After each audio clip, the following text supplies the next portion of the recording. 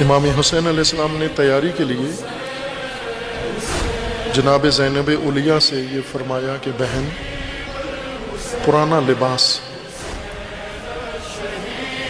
جو میں مدینہ سے ساتھ لایا تھا وہ مجھے دیں۔ بی بی نے ایک پرانا لباس نکال کے دیا۔ امام علیہ السلام وہ چھوٹا تھا، اندازے میں چھوٹا تھا، امام علیہ السلام نے وہ لباس واپس کر دیا۔ فرمایا کہ نہ، یہ لباس ذلت ہے، یہ لباس میں نہیں پہنتا۔ چھوٹا لباس لباس ذلت ہے، اس سے انسان کی ذلت ٹپکتی ہے، شخصیت کی ذلت نمایاں ہوتی ہے۔ میں امام عزت ہوں، ذلت کا لباس نہیں پہننا۔ وہ لباس واپس کر دیا اور فرمایا دوسرا لباس۔ بی بی نے ایک اور لباس پرانا امام کو دیا۔ امام نے لے کر اس لباس کو جگہ جگہ سے پھاڑنا شروع کیا۔ بعض روایت میں کہ یہ شب عاشور کا منظر تھا کہ امام نے رات کو اپنا لباس تیار کر لیا تھا، بعض میں ہے یہ روز عاشور امام علیہ السلام نے یہ تیاری کی۔ جب امام نے جگہ جگہ سے لباس پھاڑنا شروع کیا، سوراخ کیے اس کے، تو بی بی پوچھتی ہیں بھیا یہ لباس تو پہلے ہی پوسیدہ ہے، پرانا ہے، اس کو مزید آپ جگہ جگہ سے کیوں پارا کر رہے ہیں، پھاڑ رہے ہیں؟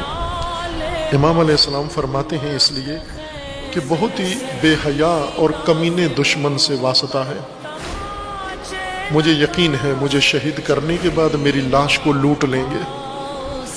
میں پسند نہیں کرتا پس شہادت بھی میرا تن عریان ہو جائے۔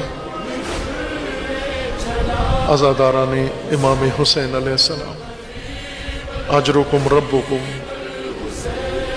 امام حسین علیہ السلام اس مظلوم کو رو رہے ہو، اس مظلوم کی مجلس میں بیٹھے ہو جس مظلوم نے پس شہادت بھی تن کی عریانی برداشت نہیں کی،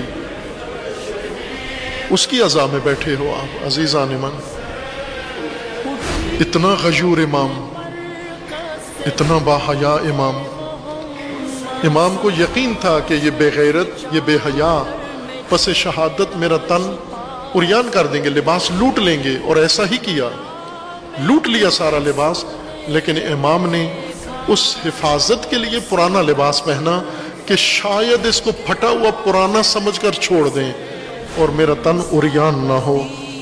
یہ لباس زیب تن کیا، اس کے اوپر امام نے معمولی لباس پہنا، اس کے اوپر امام نے جنگی لباس پہنا، اور پھر اسلحہ لے کر اور اس حالت میں امام علیہ السلام آمادہ ہوئے، بیبیوں سے رخصت ہوئے میدان جنگ میں جانے کے لیے۔